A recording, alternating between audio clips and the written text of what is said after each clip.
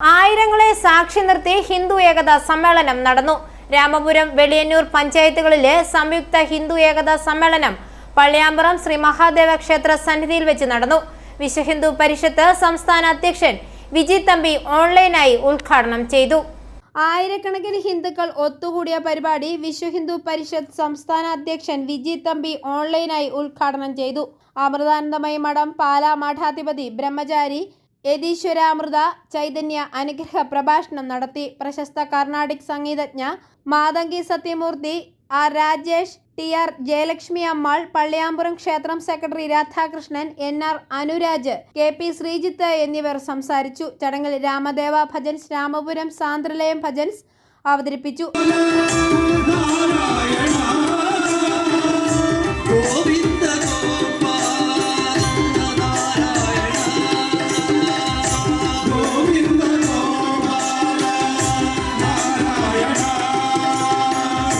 ഗോവിന്ദ ഗോപാല നാരായണ ഹരി നാരായണ ഹരി നാരായണ നാരായണ ഹരി നാരായണ ഹരി നാരായണ ഹരി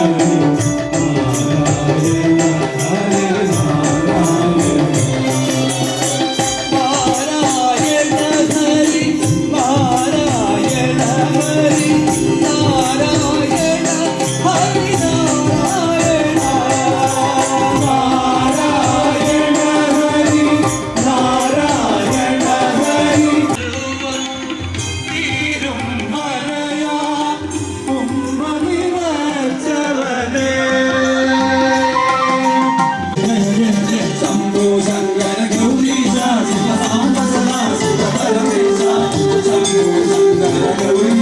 അംബിക വിദ്യാഭവൻ സ്കൂളിലെ കുട്ടികൾ അവതരിപ്പിച്ച സ്വാഗത നൃത്തത്തോടുകൂടി ആരംഭിച്ച ചടങ്ങിൽ 12-ൽ പരം തിരുവാതിര സംഘങ്ങൾ ചേർന്ന് അവതരിപ്പിച്ച മെഗാ തിരുവാതിരയും ശ്രദ്ധേയമായി. പള്ളിയാമ്പുറം കാശിനാഥ ബാലഗോകുലത്തിന്റെ കുട്ടികൾ അവതരിപ്പിച്ച കൈകൊട്ടിക്കളി, ഏഴാച്ചേരി സൗഹൃദ അവതരിപ്പിച്ച വീരനാട്യം എന്നിവ ചടങ്ങിന് ശോഭയേറി.